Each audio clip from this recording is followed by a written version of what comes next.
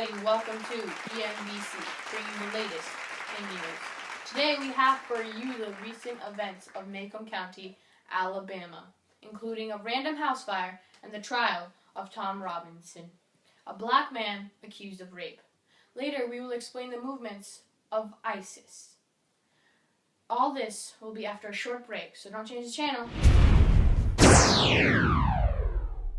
Brought to you by Robles Publishing.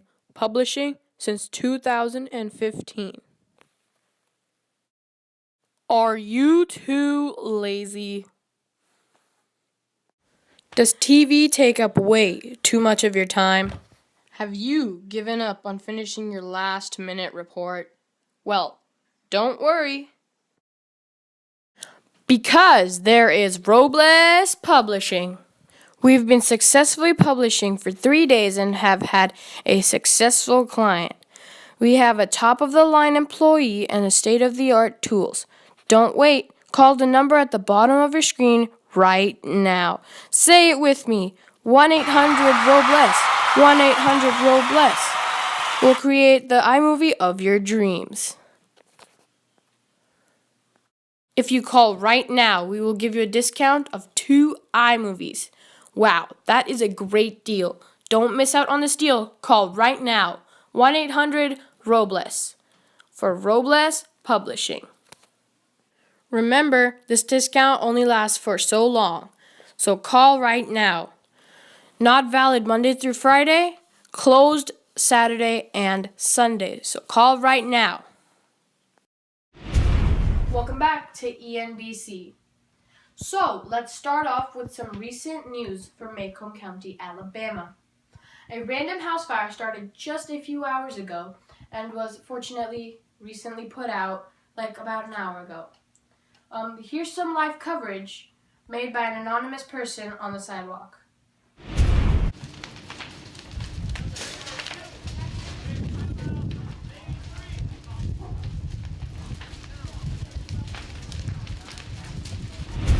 Wow. Anyways, the owner, Miss Mowdy, states that it might have been caused by something she left on in the middle of the night to keep her plants warm. She states that she loves her house burning down, which is kind of weird. Anyways, so let's move on to the trial of Tom Robinson. Tom Robinson is a black man who is another person from Macomb County, Alabama. He was recently accused of raping a girl named Mayella Ewell, and her father pressed charges.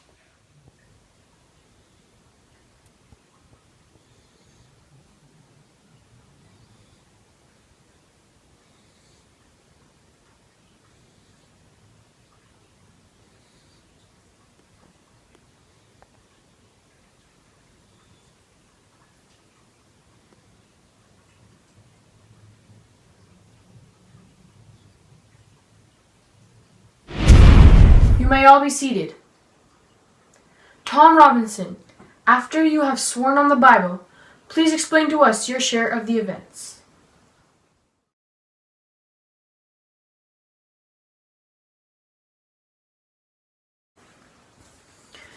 Now, Miss Mayella, it is your turn. Please swear on the Bible and then explain to us what exactly happened to you. How did the rape occur?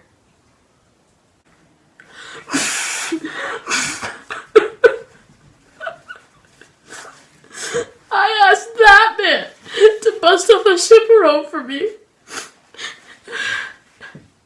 And I had to ask them to do this a few times, but this time, while I was flowering my marigold, he snuck up behind me and starts rutting on me.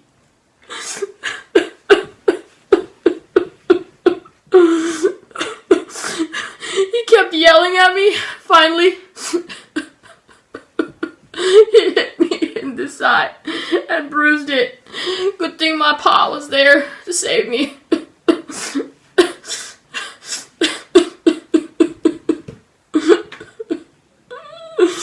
That's enough.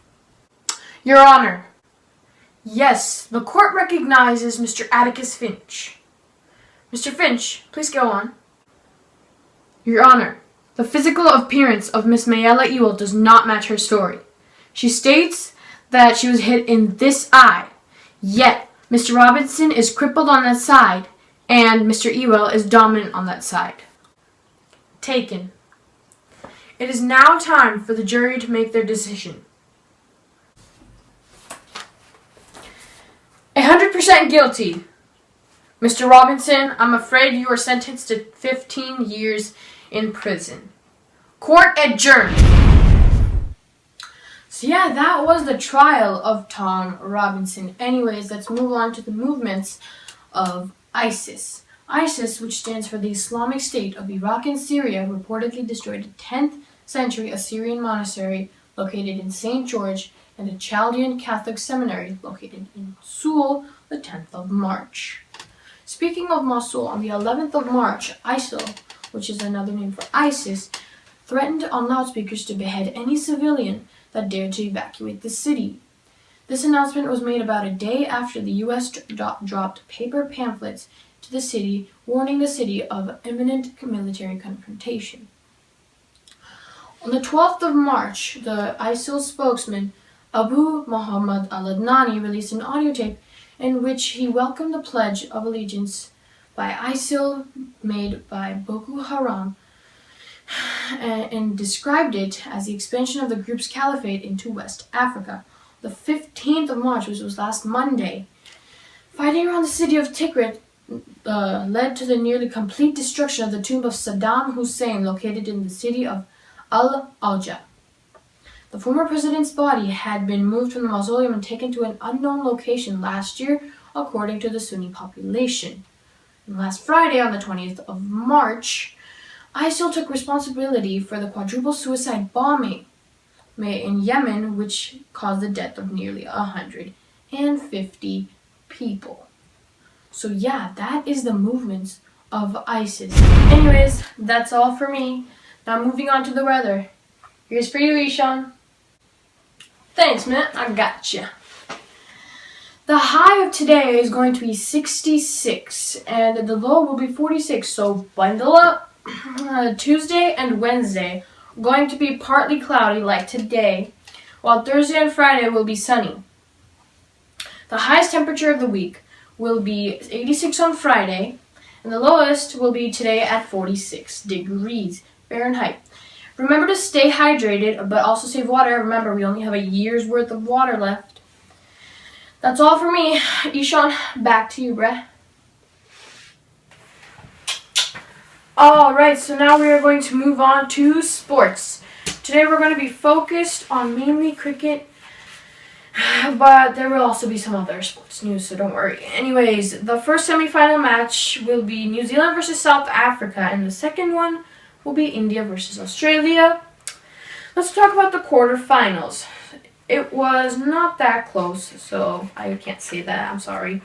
So South Africa versus Sri Lanka. South Africa won by whopping 9 wickets. That's really sad, Sri Lanka. Anyways, in the second, India won by 109 runs against Bangladesh. In the third, Australia won by 6 wickets. And in the fourth, New Zealand won by 143 runs. In other sports news, the Pittsburgh Steelers re-signed O.L.B. Harrison for a 2-year contract. And in baseball news, David Ortiz won't be able to play for the Boston Red Sox his next game due to an illness.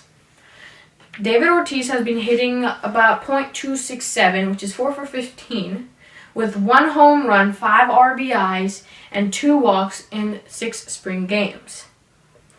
This is his 3rd game in a row sitting out. So yeah, that's the sports news. Anyways, let's move on to the interview with Atticus Finch coming right up. And we're back. Alright, so now we move on to the one-on-one interview with Mr.